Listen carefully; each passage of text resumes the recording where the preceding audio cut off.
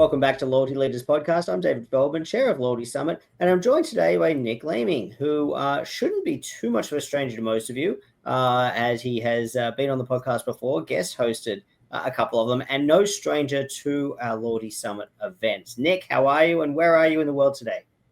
I'm doing really well, thanks, Dave. It's good to see you. I'm in Manila, Philippines. Fantastic. Well, welcome, Nik. And the London Loyalty Summit is coming up pretty quickly, and you'll be joining us again. And I know that you're going to be joining us on a panel as well as moderating a session. Let's dive straight in because I want to kind of get a little sneak peek about what might come up in some of those discussions. I'm looking forward to them. So one of the sessions, I think this will be a fun session that you're going to be joining, is a panel talking about loyalty myths. Tell me a little bit about what you're expecting that might come up at Loyalty Summit in that discussion. Well, I think I'll just start by listing the people that are going to be on the panel.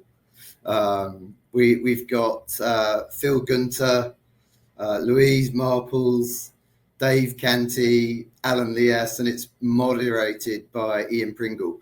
So read into that what you will, but you've got some really big characters, personalities, and people who've done an awful lot and seen an awful lot in loyalty. So I think we can expect a lively session where we'll be setting up, debunking, and probably agreeing, hopefully with some differences of opinion on various loyalty myths, which I'm sure will be wide ranging, and hopefully we'll get some contributions from the audience beforehand, and feel free to leave some comments in this so that we can address those myths when they get sent through. Well, it's a star-studded panel lineup, that's for sure. So I can imagine it's going to be an interesting discussion. Probably more to talk about than the session time limit allows. But the reality is both for experienced program managers and perhaps people new to working in a loyalty team. There are there's no shortage of myths around loyalty, right? Whether it's how loyalty works or who it's aimed at or who pays for it or the finances of it. Again, there's no shortage. Not a day goes by where you and I don't read an article or get a comment from somebody that either thinks that, loyalty points are free, for example, or that, liabilities are something for programs to worry about, and half of those concerns come from people inside brands running loyalty programs. Right? So, it's a topic with no shortage of material. But your background, Nik, you early in your career as a consultant in loyalty, you ran the Cebu Pacific's loyalty program for a while. You've worked with quite a number of other programs. I know in Chicago at Loyalty Summit, we were talking about Viva Aerobus, for example, the new startup airline coming up. I know you're starting to do some work with Riyadh. Might be a bit early to share too many insights from there, but feel free to make comment if there's anything interesting there. But the business of loyalty. So when I think about sort of the commercial relationships and the ecosystem, about where loyalty fits, whether it's with brands, organizations, partnerships, that's another session that you're going to be moderating at Loyalty Summit in London. And I think the official title is The Future of Loyalty as a Business Ecosystem. Which maybe slightly narrower focus of that topic. But did you want to talk about a little bit what we might expect in that session? And then feel free to sort of add any commentary from your background on that as well. Yeah, sure. There's quite a lot to unpack there. I'll start with the session itself, because this idea of loyalty as a business and an ecosystem actually ties right back to the first discussion around myths as well, in that I think where I wouldn't say started, but where I probably had one of the biggest impacts in my career was when I joined Cebu Pacific.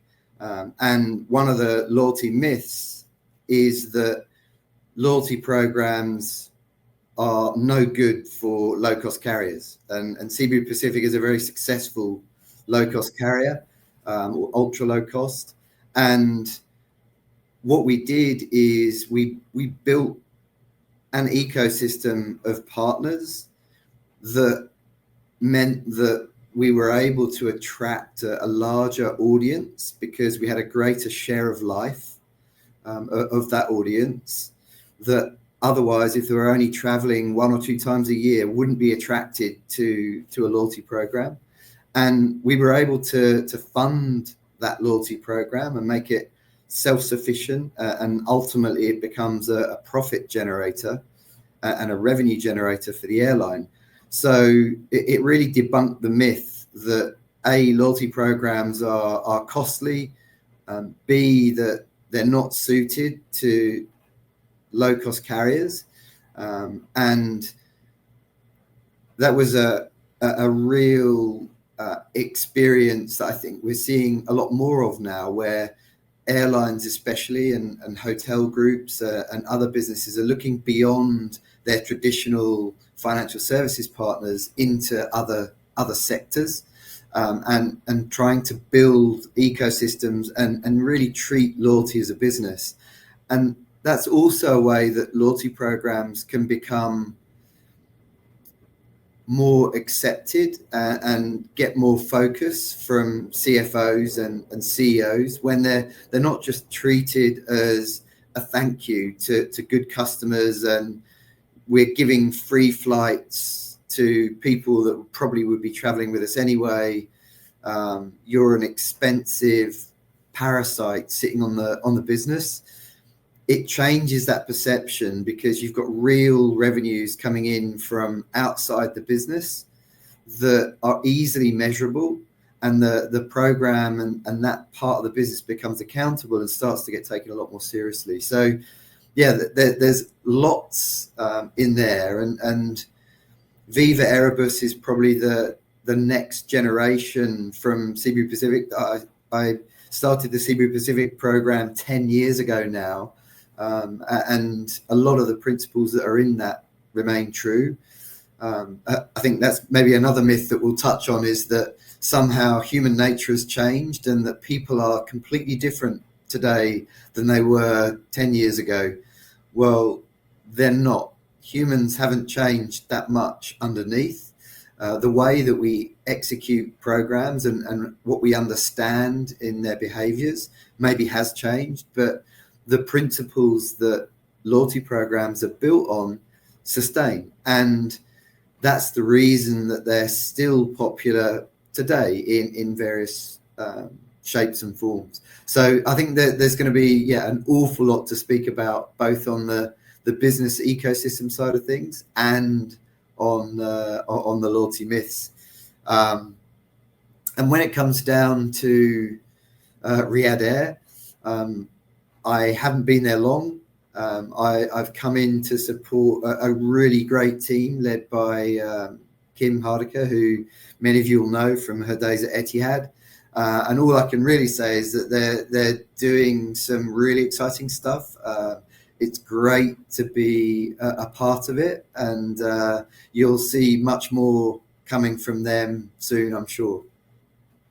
It's interesting. I mean, you mentioned low-cost carriers, and there's a couple of points you made there, sort of light bulbs went off over at my end here, because they're interesting topics. We talk about them all the time. I mean, one is, is loyalty just a thank you? Is it a thank you to your best customers? Is it a thank you for past patronage? Or is it an investment in future behavior? I mean, one of the buzzwords that we talk about and hear and see in the industry all the time is engagement. What exactly does engagement mean? Some people think, if you do a social media share or refer, a member get member, referral type thing, that's engagement. Well, that's not really what program managers usually mean when they're talking about engagement. What they're talking about is, if your business is an airline selling flights, for example, and your prime goal is to motivate people to fly your airline more often, what you want is to get them to buy more airline tickets. That's the type of engagement you're talking about. Now, spending more money, buying tickets more frequently, spending more than you spent last time round, perhaps closing the frequency gap between your typical purchase, your purchase timelines. That's typically the engagement program managers are looking for. It's either, financial or purchase or both. I say financial because in an airline case, it could be engagement with the co-brand card or profitable partners, which generate very high margin revenue. But it's really interesting what you say there about, the mindset of, is it a thank you? I think that's going to be, we'll watch out in London to see where that sort of discussion topic goes. But you also brought up low-cost carriers. And you have a lot of experience in this regard, because a lot of people dismiss those low-cost carriers as well. They either don't have loyalty programs, or they don't need loyalty programs, or if they do, they're kind of really basic, and then some people might perhaps be a little bit more thoughtful about the commentary and say, well, they don't have international networks, or they don't have first class cabins or really elite status benefits to give away. So how can they really kind of have meaningful loyalty programs? You've heard all this before. What's your sort of your initial kind of response to that sort of commentary? When you hear that low cost carriers, is loyalty even relevant for them? Yeah, I'll start just by saying that my perspective on engagement is actually, it goes well beyond what you were saying. I think engagement really depends on what your ultimate objective of the loyalty program is. And I wasn't really in the business of selling more flights. In fact, the owner of CB Pacific never let me speak about any of the soft benefits, i.e. Increasing frequency or increasing the number of flights purchased. That wasn't even a factor. I was a data business. I wasn't about selling flights. The loyalty program was a pure play data business. And we created a marketing machine that we then monetized by introducing lots of partners, including the airline as a partner. But similar to the United model with Connective, where what they're doing is they recognize that they have a huge database. They have a great incentive with miles or points, and they can use that as a distribution channel for advertising and for selling products and services. So engagement for me was as simple, and I've had this discussion recently with someone running a program. Is engagement defined as only earning points or redeeming points? I would say no, absolutely not. Engagement is accessing your mobile app, or taking advantage of a promotion, or communicating with me in any way, sending me an email or a message, or calling me, or engaging with the program in any way is good enough for me. Because what that means is that you're listening. And if you're listening, then you're going to hear my advertising and my marketing messages, and therefore you're going to be of benefit to me as a data business. So I think that's where low-cost carriers have really redefined loyalty for airlines, is that they're much more similar to the retail loyalty model, where it's not a thank you. It's not about people even buying more. It's about monetizing data, in the case of retailers, for suppliers. So they take all of the data on your shopping behavior, and they turn that into insights. They package that up and they monetize it to their suppliers. Well, low-cost carriers are similar in that regard, in that what they're doing is they're taking all this data that they collect, and they're turning it into insights.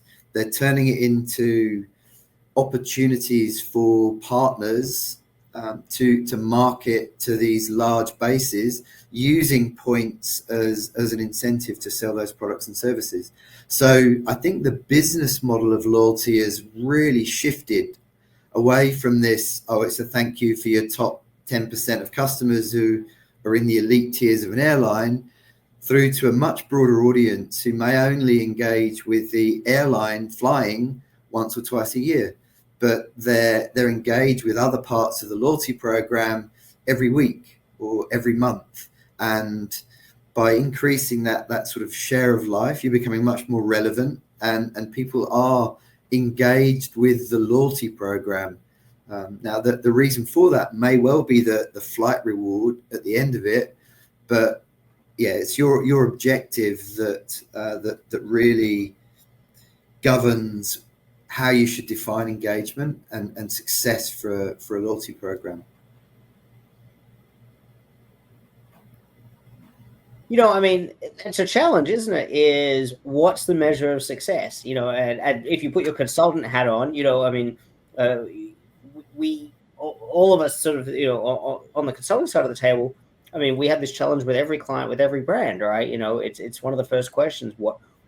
How would you define success? And we think it's a simple question, but brands really struggle with it. Well, I mean, it's everything from, well, the competition has a loyalty program, so we have a loyalty program, or we've just kind of always had one. And I don't know, you have to ask the analytics team. It seems a simple question, but it really isn't. So what constitutes success, I think, is it's an important theme that programs really should focus on. New project that you're working on, Riyadh Air. Are you able to tell us a little bit about that? That sounds very exciting. All I can really tell you is it is exciting, and I'm not the architect of that program. I've gone in to help them put it together and bring it to life. And yeah, all I can say is watch this space, and you'll hear more from Kim and the team as it comes. So I'm going to stay remarkably cagey on that one. Well, I'm sure there's going to be lots more to talk about, as we as that project kind of moves along. We've all been watching that space for the last 18 months or so quite closely. So that's going to be interesting. One of the other projects that you've been involved with, Nik, is you have an initiative, Loyalty Connect OS, based in Manila, right? And in terms of some program outsourcing, can you tell us a little bit about what you've been doing with that? And I know it's also reasonably new-ish, but wondering if you could sort of share any examples or insights or anecdotes from some of the projects you've been working on that may be interesting to folks in loyalty. Yeah, what I identified is that we've been, and we see this a lot in conferences, is that we're talking about the same things. Every year we're talking about our ambition to do the same things in loyalty, and there's a real execution issue. And one of the reasons for that execution issue is that resources are tight, and getting good quality people to do data analytics or take advantage of the whole AI revolution that's on us, or delivering campaigns, tracking fraud, and all of the other things that we need to do to run a loyalty program is resource dependent, and it's getting harder and harder and more expensive to get people. And I was based in the Philippines for many years with Cebu Pacific, and built a big team of loyalty professionals, and I came to the conclusion that, especially with COVID driving remote working as a way of life, that there was a better way of increasing people's resources and expanding their teams and taking advantage of these new working models. So we set up Loyalty Connect OS as a new way of outsourcing, and that you're not outsourcing. What you're doing is you're building your team, but you're building them in the Philippines. And there are 109 million people here. Education is amazing. There are some very, very smart people doing some great things. But in order to succeed in the Philippines, you have to leave the Philippines. So we set the business up to connect Filipino talent with the rest of the world.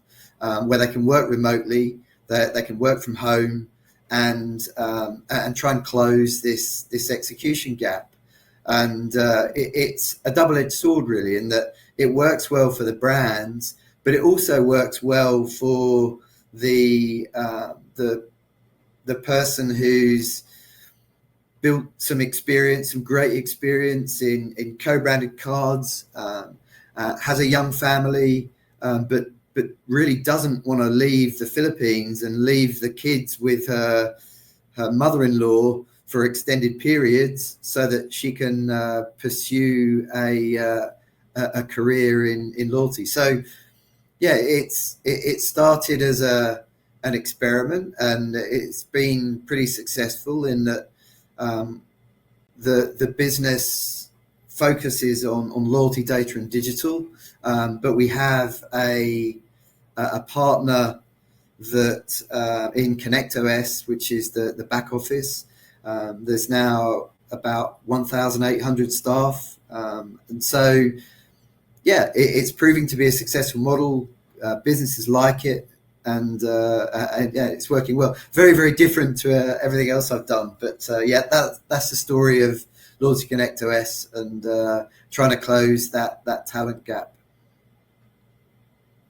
Just as we finish off, you know, and it's an interesting one. You know, one of the things that strikes me, you know, when we're coming out of COVID, is that, you know, teams, you know, loyalty teams really got decimated. You know, as a result of, you know, whether it was layoffs or furloughs or just people, you know, not coming back to the office, whatever it might be, you know, and, you know, obviously the last couple of years, the economy has sort of been a little stop-start, a little, you know, on edge, you know, obviously that's continuing today.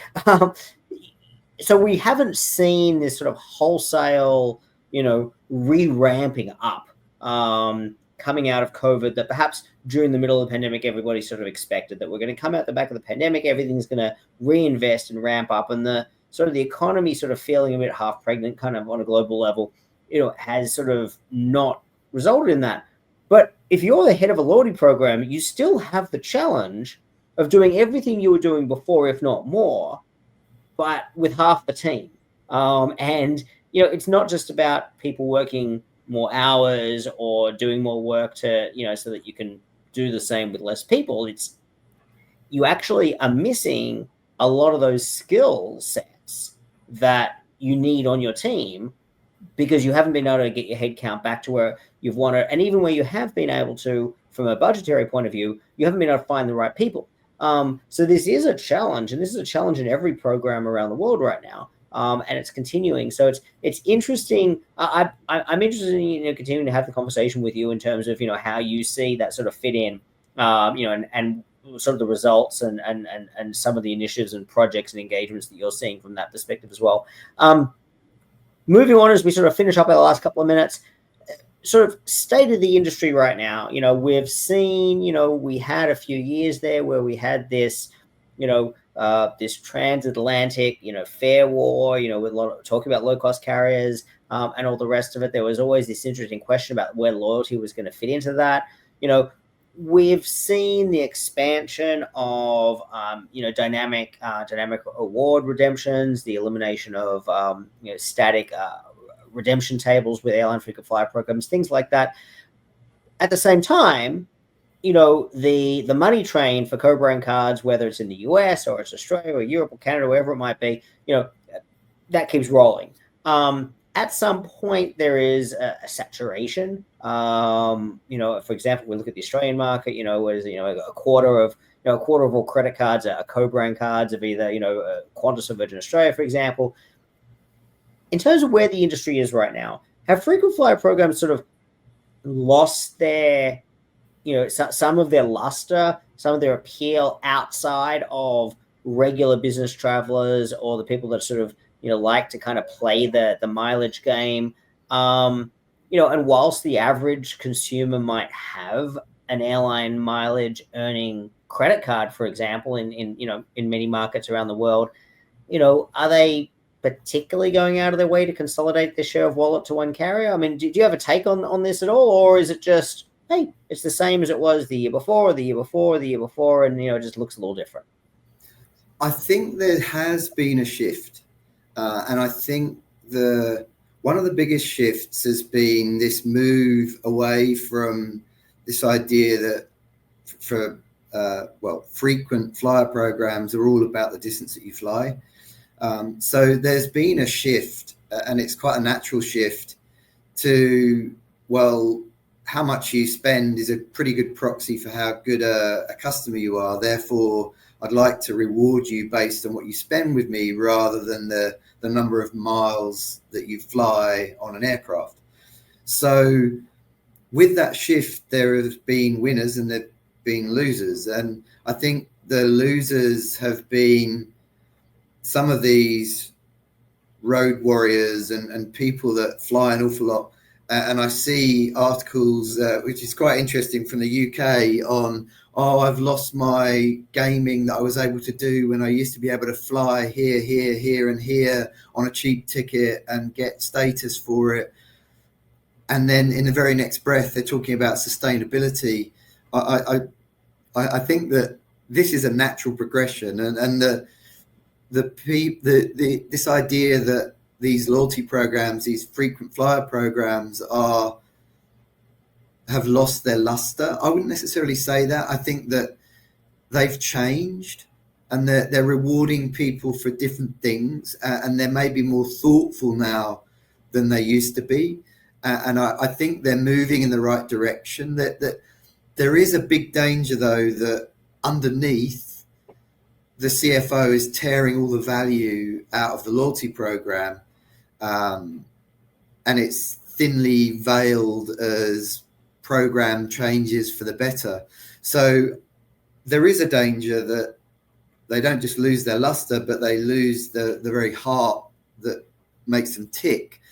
But I think you can overcome that, and it comes right back to this idea that how you measure the program and how you justify its existence needed to change, and I think it has changed. Also, the way that incentives work inside an organization, in that we were very lucky at Cebu Pacific because the head of RM really got it, and a big part of our business was ancillaries. And so he really saw the loyalty program as an extension of that. And so he was right behind it as a product that he would sell. But if all you've ever been gold on is maximizing yields on individual flights, then that's never going to sit well with a loyalty program. And it's going to be very hard to justify. So I think there has to be a shift in culture in the airlines. And there has to be a realization that from a consumer standpoint, you have to wake up and smell the coffee, right? In that these programs have to change, they have to modernize, they have to better reflect business. But we should hold programs to account in that they should still be delivering good value. But the way to do that, there's a responsibility on the operator of the program to justify its existence and get in the CEO and CFO's ear and generate the revenues that mean that you get the freedoms to do what you want to do, bring on the resources that you need to, and get access to those rewards that everyone craves. Nik, thank you so much for your insights. I'm looking forward to catching up with you in a few weeks in London, and and absolutely looking forward to those sessions that you're on the panel with and moderating as well. Look forward to speaking again soon. Yeah, look forward to seeing you there, Dave. Thanks. Thanks, Nik. Bye now. Bye-bye.